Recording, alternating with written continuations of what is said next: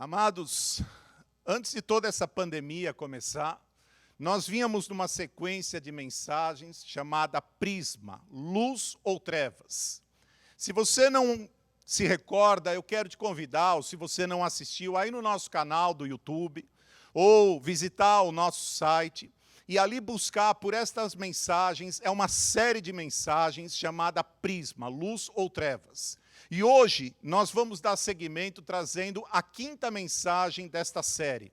Nós estamos num ano em que nós profeticamente declaramos, eu quero ver.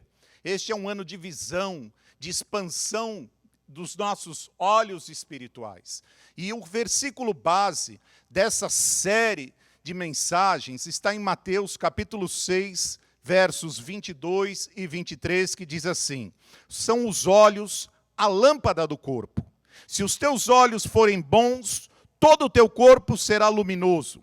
Se, porém, os teus olhos forem maus, todo o teu corpo estará em trevas. Portanto, caso a luz que em ti há sejam trevas, que grandes trevas serão. E é interessante, porque esta palavra, ela traz algo como que um divisor de águas. Não há um meio termo quando nós nos debruçamos sobre este verso bíblico. O que a palavra de Deus está dizendo é que ou os nossos olhos são bons, e isso trará luz para o nosso corpo, ou os nossos olhos são maus, e isso trará trevas aos nossos corpos. Mas antes disso, ainda Jesus traz um ensinamento precioso em Mateus 5, 29, em que ele diz assim: se o teu olho direito te faz tropeçar, arranca-o e lança-o de ti. Pois te convém que se perca um dos teus membros e não seja todo o teu corpo lançado no inferno. É claro que Jesus não está pregoando aqui, nos ensinando nenhum tipo de mutilação. Nós não podemos aplicar aqui, evidentemente, nenhuma interpretação literal. Mas o que Jesus está nos trazendo é um ensinamento e nos dizendo que é possível que por causa das nossas escolhas, por causa dos nossos olhos, pela maneira, pelo prisma como nós olhamos as coisas, isso pode nos aproximar de Deus e isso pode nos afastar de Deus. Isso pode ser algo definitivo. Então ele está dizendo para nós que é melhor que nós possamos de pronto identificar e entender que se há algo na nossa vida que não é condizente com a vontade de Deus, se há algo na nossa vida que de alguma forma nos afasta de Deus, então é necessário que isso saia da nossa vida. E eu quero então, sobre esse tema, trazer aqui a vocês um pouco da visão de um homem chamado Asaf. Este homem que ele escreve, a palavra de Deus fala em torno de 11 salmos, esse homem escreve. Ele escreve do Salmo 73 até o Salmo 83, e ele escreve o Salmo 50 também. E este homem, ele tem, em certo momento, ele demonstra ali como que um coração sincero diante de Deus. E na sua sinceridade, ele faz um relato. Asaf, eu gostaria de convidar, se você tem uma Bíblia, você pode acompanhar comigo no Salmo 73, porque a palavra de hoje ela é baseada inteiramente neste Salmo, no Salmo 73. Asaf era um levita na casa do Senhor, era um ministro de louvor. Talvez em algum momento chegou a ser até um chefe desses levitas, desses homens que louvavam na casa de Deus nos dias de Davi e muito provavelmente na inauguração do templo nos dias de Salomão. A Bíblia fala acerca dele, e é interessante o relato que ele faz, especialmente no Salmo 73. A palavra de Deus mostra um relato sincero de alguém que esteve muito perto de se desviar de Deus, de alguém que por um prisma equivocado, por olhar de uma forma equivocada, começou a trazer trevas para dentro de si mesmo. Eu gostaria de te convidar para que você acompanhasse comigo verso a verso, e nós vamos meditar junto nesta palavra e entender como é que os nossos olhos podem em certo momento nos trair e nos afastar da presença de Deus. A palavra de Deus no Salmo 73, nos versos 1 e 2, neste relato de Asaf, ele começa dizendo assim: com efeito, Deus é bom para com Israel, para com os de coração limpo. Então ele diz: quanto a mim, porém, quase me resvalaram os pés. Pouco faltou para que se desviassem os meus passos. Então você imagina alguém em que está abrindo seu coração e está dizendo assim, por muito pouco eu não me desviei. Faltou muito pouco, ele diz, os meus pés quase se resvalaram. E faltou muito pouco para eu me desviar. E por que é que este homem está dizendo estas palavras? O que é que o fez, por muito pouco, não se afastar completamente da presença de Deus? Acompanhe comigo os versos 3 ao verso 5. A palavra de Deus diz assim, pois eu invejava os arrogantes, ao ver a prosperidade dos perversos.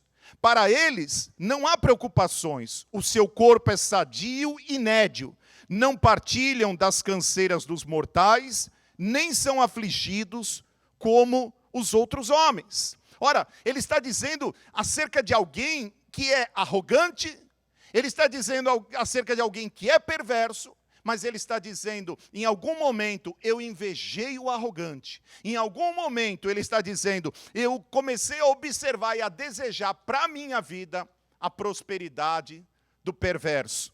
Ao que parece, queridos, ao menos a mim me dá a impressão, quando eu medito nesse texto, que Asaf, ele havia se cansado, eu creio, dessa vida de privações que ele levava.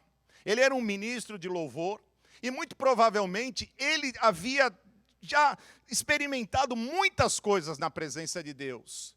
Mas neste momento, nesta fase da sua vida, é possível que por muitas privações que ele estivesse passando, ele estivesse se sentindo cansado, desanimado.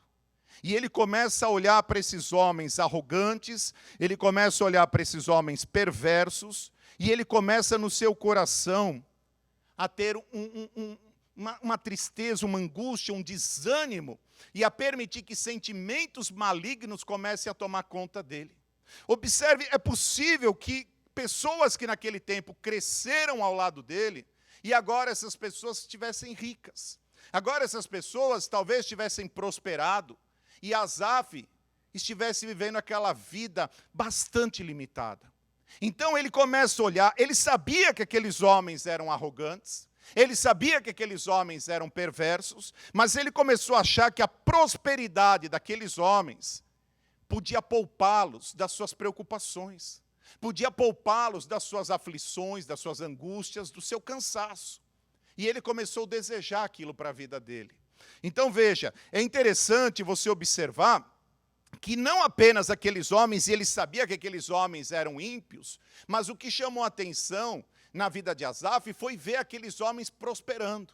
Então diz assim o verso 12, acompanhe comigo, eis que são estes os ímpios, e sempre tranquilos aumentam suas riquezas. Ora, essa constatação na vida de Asaf, esse homem que tinha tanta experiência com Deus, mas que em certo momento da sua vida, talvez abatido pelo cansaço, ele começa a olhar e a desejar algo que não vinha da parte de Deus para ele. Ele começa a olhar e a desejar algo que ele está vendo o mundo oferecendo às pessoas. Ele está vendo ali que eram pessoas ímpias, que eram pessoas que não tinham nenhum temor a Deus.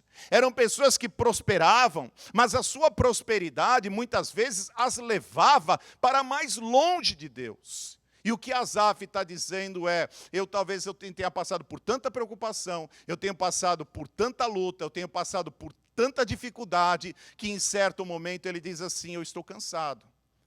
E eu olho para a vida do ímpio, eu vejo o ímpio prosperar. E isso estava batendo o coração desse homem. É interessante essa constatação, porque esse olhar, me parece, começa a esfriar o coração de Asaf. E é por causa desse olhar que ele começa a achar que não valeu a pena servir a Deus. Ele diz no verso 13 e no verso 14, com efeito, inutilmente conservei puro o coração e lavei as mãos na inocência, pois de contínuo sou afligido e cada manhã castigado. Ou seja, agora ele começa a achar que foi inútil ele ter servido a Deus. Imagina alguém que passa uma vida inteira servindo a Deus, e essa pessoa chega em certa altura da sua vida, em certo momento da sua caminhada com Deus, e ele olhando para trás e vendo tudo aquilo que ele avançou, tudo aquilo que ele andou, ele começa a achar que isso foi inútil. E por que é que esse homem tem essa impressão?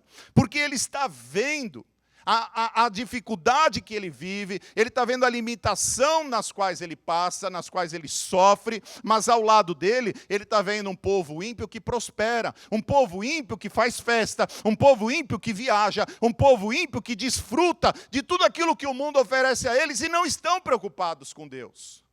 Porque o grande problema não é nós prosperarmos. A prosperidade é um conjunto. Eu não estou me referindo apenas aos bens materiais. A prosperidade é um conjunto que, quando ela é derramada sobre a nossa vida, ela nos abençoa em todos os aspectos da nossa vida. E é possível aqui que ele estivesse olhando e vendo aqueles homens que não eram tementes a Deus, que não se curvavam diante de Deus, que não buscavam a face de Deus, e esses homens, no entanto, tinham tudo. E ele, um homem tão sincero diante de Deus, um homem que buscava a Deus com tanta fidelidade, um homem que servia a Deus, a Bíblia fala, por tanto tempo e com tanto zelo, esse homem agora experimentava dificuldades.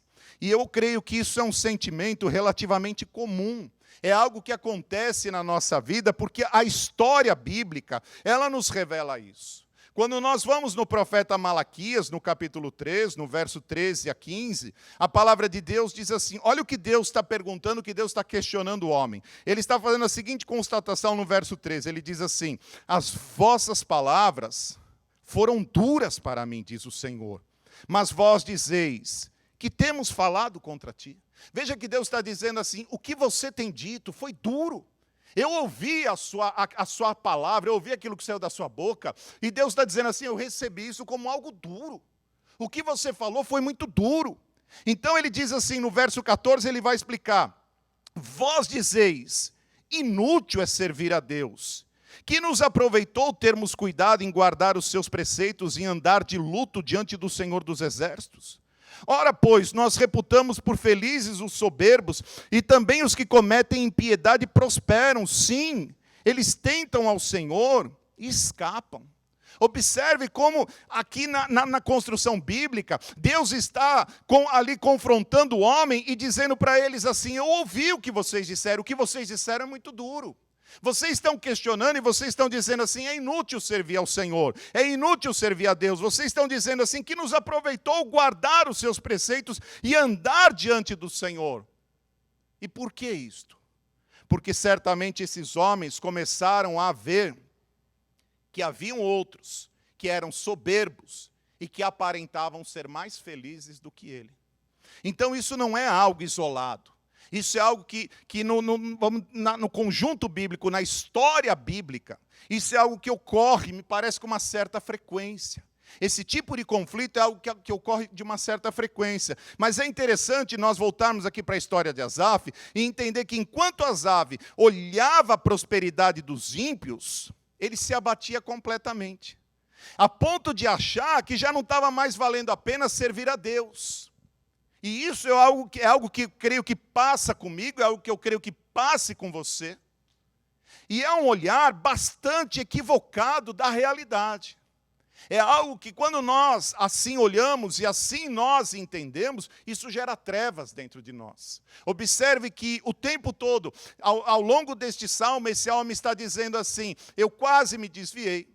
Eu olhei e eu desejei, eu tive inveja do arrogante. Eu fiquei observando a prosperidade daqueles que são perversos.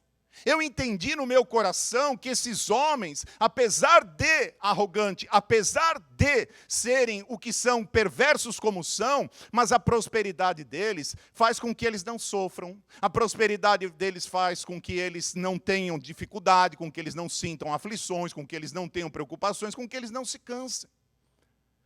E esse homem começa a dizer, não vale a pena servir a Deus. Talvez você está aí hoje e você está dizendo a mesma coisa. Talvez você está hoje dizendo assim, eu concordo, muitos momentos da minha vida eu me dediquei ao Senhor e eu não obtive o retorno que eu esperava, que eu desejava. É possível que você que está assistindo esta mensagem hoje, você diga no seu coração, pastor, eu estou cansado. A minha alma se sente abatida. Porque eu lutei, eu trabalhei, e eu não consegui alcançar aquilo que eu tanto desejava. E você olha para pessoas que estão ao teu redor, pessoas às vezes da tua própria família, gente que não serve a Deus, gente que zomba da tua fé. E essas pessoas você as vê prosperar. Pessoas que você começa a olhar e ver que estão dando certo, que a sua vida está dando certo. E essas pessoas, então, começam muitas vezes a ser um desafio para a sua fé. Mas olha que interessante, e agora, eu acho que assim, aí a gente pode ver o amor de Deus, a misericórdia de Deus, como Deus, ele trabalha no nosso coração e como Deus não desiste da nossa vida. Enquanto esse homem tinha esse olhar equivocado, ele vivia uma decadência, ele estava entrando num estado de completa depressão. Mas a Bíblia diz no verso 17, até que entrei no santuário de Deus. E olha o que acontece quando ele entra na presença de Deus. A Bíblia fala, e aí atinei, agora com o fim deles. Quando ele busca Deus, quando ele entra na presença de Deus, quando ele tira os olhos dele, do homem, como ele está olhando, e passa a olhar para Deus, como agora, entrando no santuário, entrando na presença de Deus, ele começa a ver a Deus, tudo na vida dele muda. E é isso que nós precisamos compreender. A Bíblia diz, eu entrei no santuário de Deus e atinei com o fim deles. Nesse momento, os olhos de Asaf se abrem. Os olhos desse homem agora ganham uma outra visão. Porque até então, o que ele estava vendo? Ele estava vendo uma visão de momento. Ele estava vendo, talvez ali, naquela depressão dele, naquela tristeza dele, naquela angústia dele, ele conseguia ver o começo das coisas, ele conseguia ver o meio das coisas, mas agora, quando ele entra na presença de Deus, ele entra no Santo do Santo, Deus começa a mostrar para ele o fim das coisas. Deus começa a mostrar para ele algo que passa e que ultrapassa e que alcança a eternidade. E é isso que Asaf começa a ver. Ele começa a ver agora com os olhos da eternidade.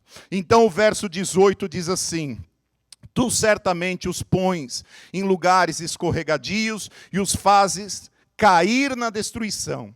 Como ficam de súbito assolados, totalmente aniquilados de terror, como ao sonho quando se acorda, assim, ó Senhor, ao despertares, desprezarás a imagem deles. Observe bem, agora olhando para Deus, ele começa a compreender que a vida tem ciclos. Ele começa a entender que as coisas têm um começo, têm um meio, mas têm também um fim.